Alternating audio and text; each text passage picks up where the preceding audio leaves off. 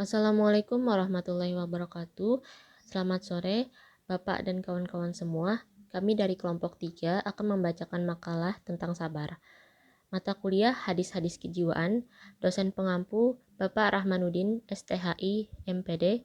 Makalah disusun oleh Helwi Nur Azizah dengan NIM 2001 03 04 0249 dan Rahmatunisa dengan NIM 2001 03 04 0293.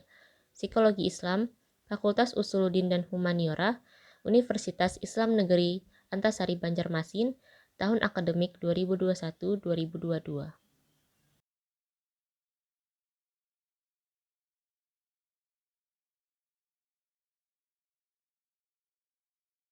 B. Pembahasan 1. Pengertian sabar. Secara bahasa atau etimologi, sabar bermakna menahan atau al-habsu, baik secara fisik maupun mental.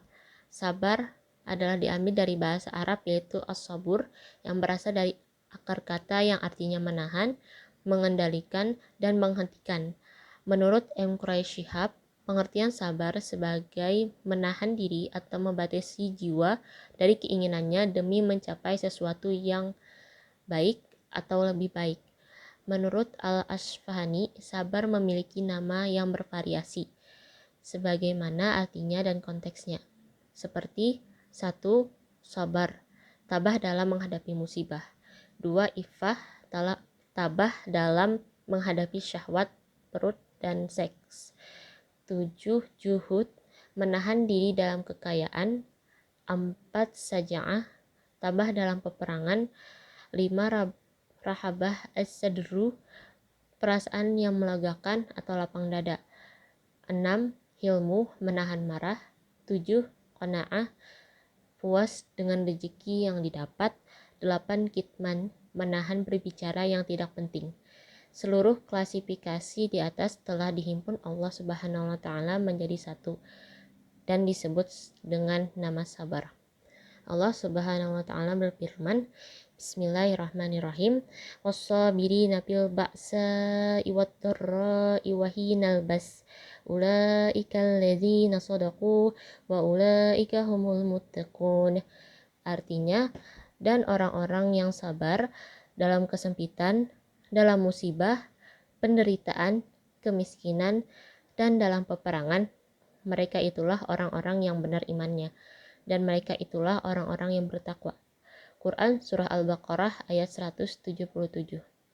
Secara istilah atau terminologis, sabar didefinisikan secara beragam oleh para ulama. Di antara definisi sabar yang populer ialah sebagai berikut.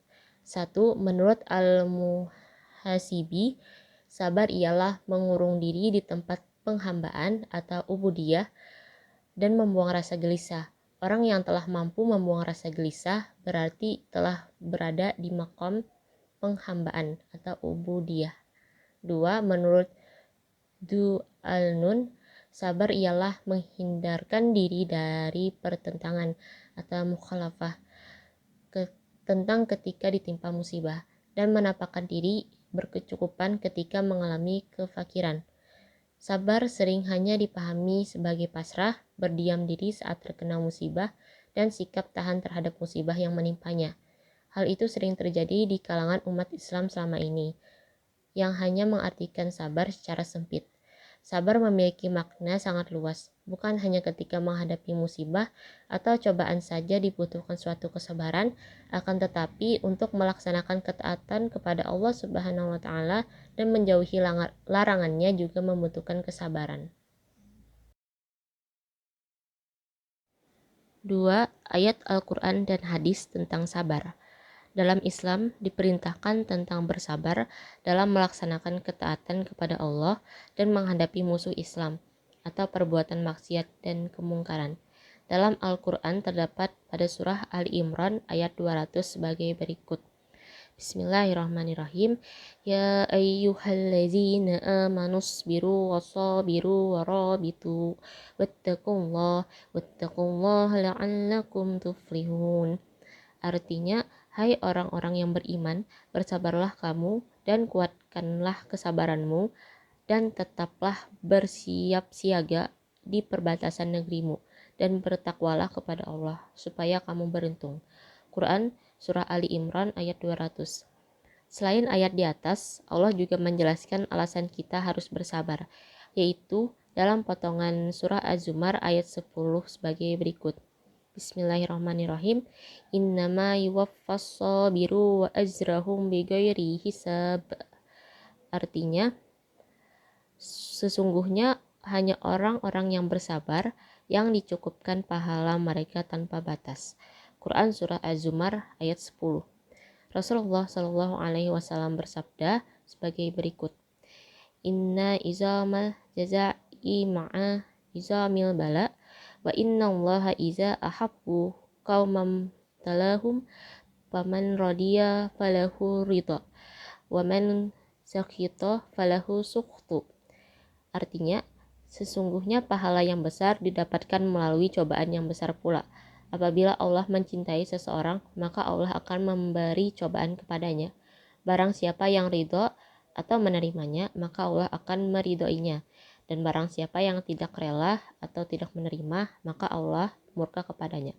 Hadis riwayat Tirmizi nomor 2396 dan Ibnu Majah nomor 4031. Firman Allah dan hadis Nabi di atas adalah penjelasan singkat tentang manfaat sabar, yaitu agar dikaruniai pahala oleh Allah Subhanahu wa taala. Manfaat yang lain adalah mendapatkan ridha dari Allah. Sementara itu, perintah yang datangnya dari Rasulullah Shallallahu Alaihi Wasallam untuk menghadapi 3 hal sebagaimana yang disabdakan Rasulullah Shallallahu Alaihi Wasallam, yaitu as-sabru salas, as-sabru ala musibah, as-sabru ala ta'at, as-sabru anil maksiyat. Artinya, sabar ada 3 macam, yaitu sabar menghadapi musibah, sabar melakukan taat atau beribadah, dan sabar mengekang diri dari perbuatan maksiat. Hadis riwayat Ibnu Abi Dunya. Dari hadis yang diriwayatkan oleh Ibnu Abi Dunya tersebut, jelas kita mendapatkan 3 macam bentuk sabar yang harus dilaksanakan oleh kaum muslim, yaitu sabar menghadapi musibah, sabar melaksanakan ibadah, dan sabar menjauhi maksiat. 3 macam-macam sabar. Menurut Ibnu Qayyim al-Jauziyah, sabar ini ada 3 macam. Sabar dalam ketaatan kepada Allah, sabar dari kedurhakaan kepada Allah, dan sabar dalam ujian Allah. 2 macam yang pertama merupakan kesabaran yang berkaitan dengan tindakan yang dikehendaki, dan yang ketiga tidak berkaitan dengan tindakan yang dikehendaki. Menurut Yusuf Qardawi, dalam Al-Quran terdapat banyak aspek kesabaran yang dirangkum dalam 2 hal, yakni menahan diri terhadap yang disukai dan menanggung hal-hal yang tidak disukai. 1. Sabar terhadap petaka dunia. Cobaan hidup, baik fisik maupun non-fisik, akan menimpa semua orang, baik berupa lapar, haus, sakit, rasa takut, kehilangan orang-orang yang dicintai, kerugian harta benda, dan lain sebagainya. Cobaan seperti itu bersifat alami, manusiawi. Oleh sebab itu, tidak ada seorang pun yang dapat menghindar. Yang diperlukan adalah menerima dengan penuh kesabaran, seraya memulangkan segala sesuatunya kepada Allah Subhanahu wa taala. 2. Sabar terhadap gejolak nafsu. Hawa nafsu menginginkan segala macam kenikmatan dunia, kesenangan, dan kemegahan dunia. Untuk mengendalikan segala keinginan itu diperlukan kesabaran. Jangan sampai semua kesenangan dunia itu membuat seseorang lupa diri, apalagi lupa Tuhan. Al-Quran mengingatkan jangan sampai harta benda dan anak-anak di antara yang diinginkan oleh hawa nafsu manusia menyebabkan seseorang lalai dari mengingat Allah Subhanahu wa taala. 3. Sabar dalam taat kepada Allah Subhanahu wa taala. Dalam menaati perintah Allah, terutama dalam beribadah kepadanya, diperlukan kesabaran. Allah berfirman, Bismillahirrahmanirrahim, Rabbus samawati wal ardi wa ma bainahuma fa'buduhu wastabir li'ibadatihi hal ta'lamu lahu samiyya. Artinya, Tuhan langit dan bumi dan apa-apa yang ada di antara keduanya, maka sembahlah. Dia yang berteguh hatilah dan berteguh hatilah dalam beribadah kepadanya. Apakah kamu mengetahui ada seorang yang sama dengan dia yang patut disembah? Quran Surah Maryam ayat 65. Penggunaan kata istabir dalam ayat di atas bentuk mubalaghah dari isbir, menunjukkan bahwa dalam beribadah diperlukan kesabaran yang berlipat ganda, mengingat banyaknya rintangan baik dari dalam maupun luar diri. 4. Sabar dalam berdakwah. Jalan dakwah adalah jalan yang paling berliku-liku, yang penuh dengan segala onak dan duri. Seorang yang melalui jalan itu harus memiliki kesabaran. Luqman Hakim menasihati putranya supaya bersabar menerima cobaan dalam berdakwah. 6. Sabar dalam perang. Dalam peperangan sangat diperlukan kesabaran, apalagi menghadapi musuh yang lebih banyak atau lebih kuat. Dalam keadaan terdesak sekalipun, seorang prajurit Islam tidak boleh lari meninggalkan medan perang, kecuali sebagai bagian dari siasat perang. Di antara sifat-sifat orang-orang yang bertakwa adalah sabar dalam peperangan. 6. Sabar dalam pergaulan. Dalam pergaulan sesama manusia, baik antara suami istri, antara orang tua dengan anak, antara tetangga dengan tetangga, antara guru dan murid, dan dalam masyarakat yang lebih luas, akan ditemui hal-hal yang tidak menyenangkan dan menyinggung perasaan. Oleh sebab itu, dalam pergaulan sehari-hari diperlukan kesabaran, sehingga tidak cepat marah atau memutuskan hubungan apabila menemui hal-hal yang tidak disukai. Kepada para suami diingatkan untuk bersabar terhadap hal-hal yang tidak dia sukai pada istrinya, karena boleh jadi yang dibenci itu ternyata mendatangkan banyak kebaikan.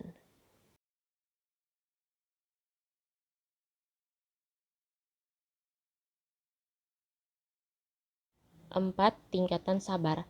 Tingkatan sabar, adapun tingkatan orang sabar ada 3 macam. Pertama, orang yang dapat menekan habis dorongan hawa nafsu sehingga tidak ada perlawanan sedikit pun, dan orang itu bersabar secara konstan.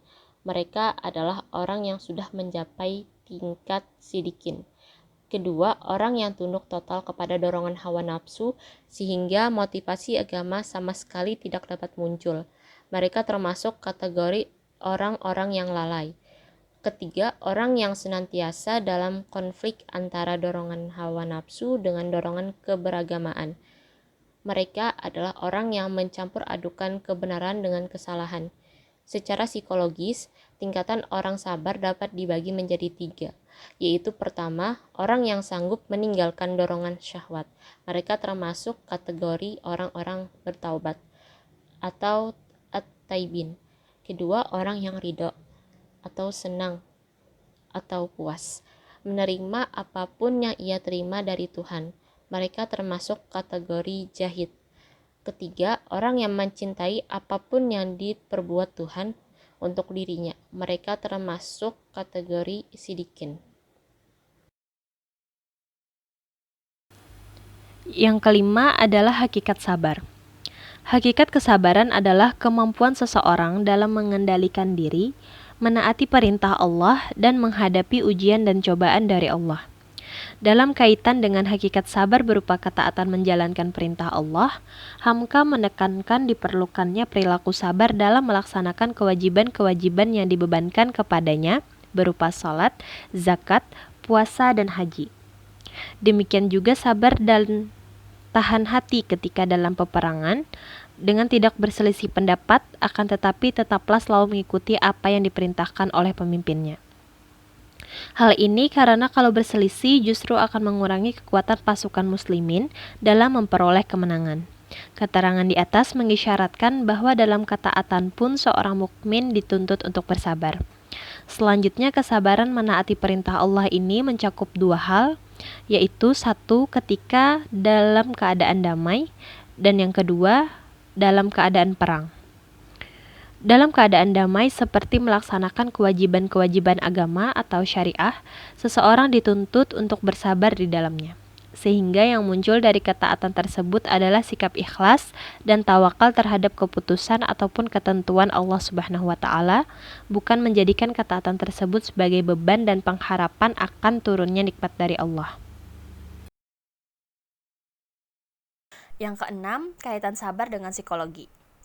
Konsep sabar bisa dikategorisasikan sebagai salah satu topik kajian dalam psikologi positif, seperti halnya kebersyukuran atau gratitude dan pemaafan atau forgiveness.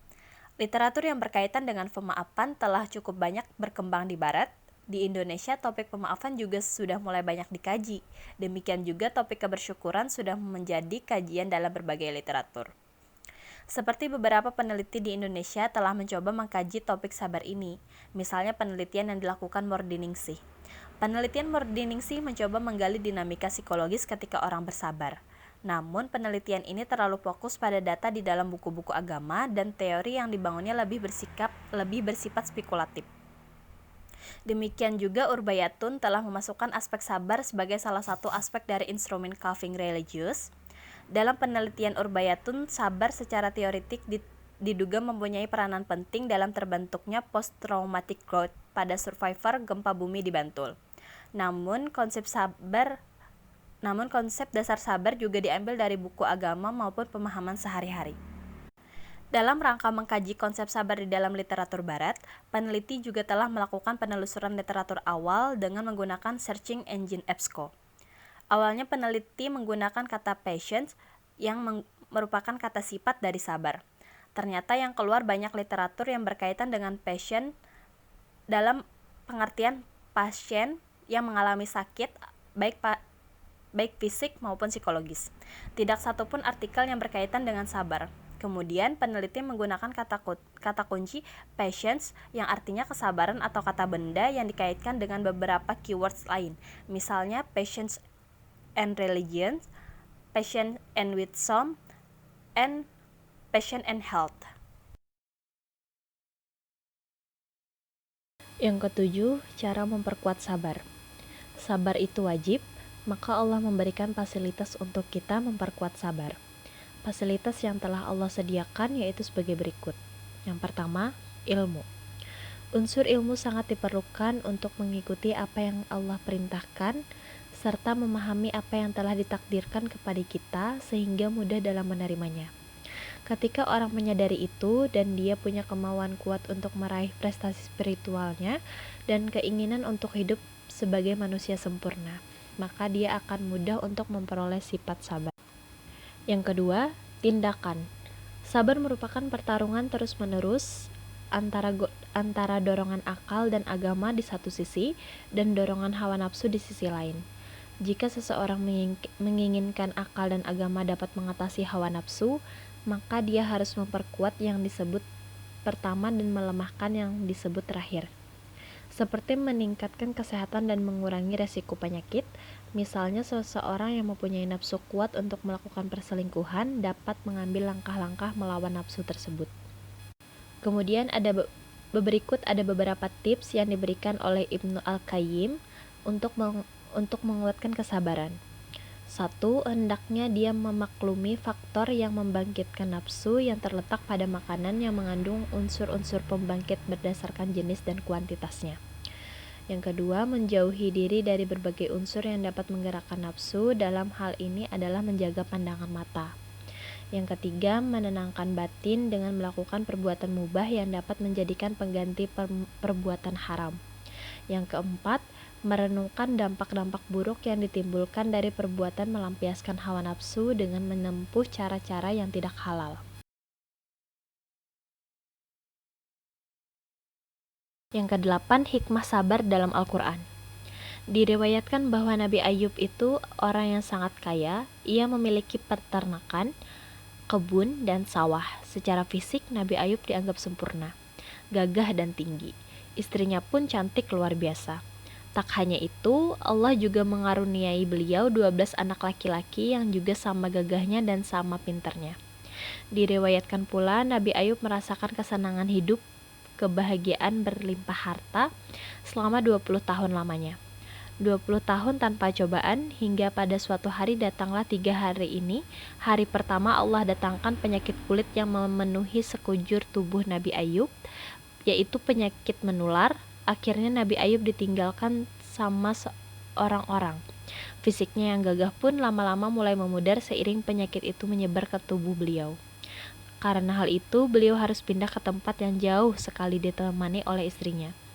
Hari kedua, Allah mencabut nyawa 12 orang anak beliau. Diceritakan pada saat mereka sedang berkumpul bersama, tiba-tiba bangunannya roboh dan membuat mereka meninggal seketika. Hari ketiga, Allah mengambil habis seluruh harta Nabi Ayub. Tidak ada yang tersisa saat dalam keadaan sakit. Anaknya meninggal, harta habis. Masya Allah, siapa yang kuat diberikan cobaan seperti ini? Luar biasa sekali.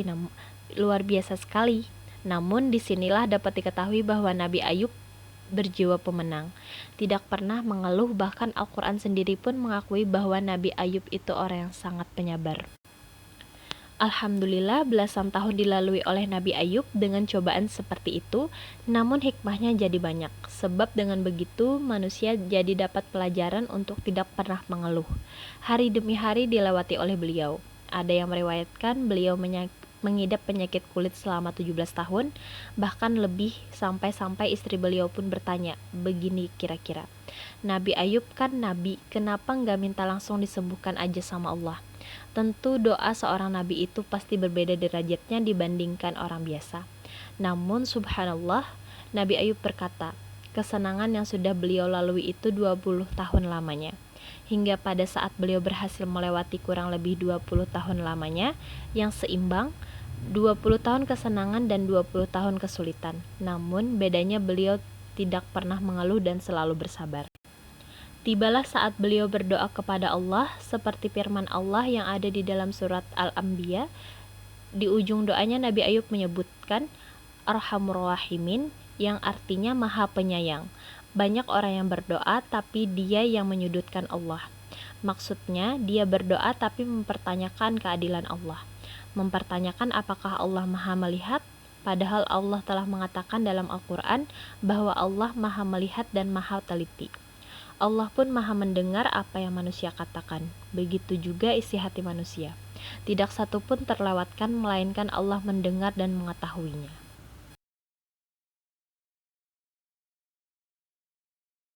Bagian terakhir yaitu penutup.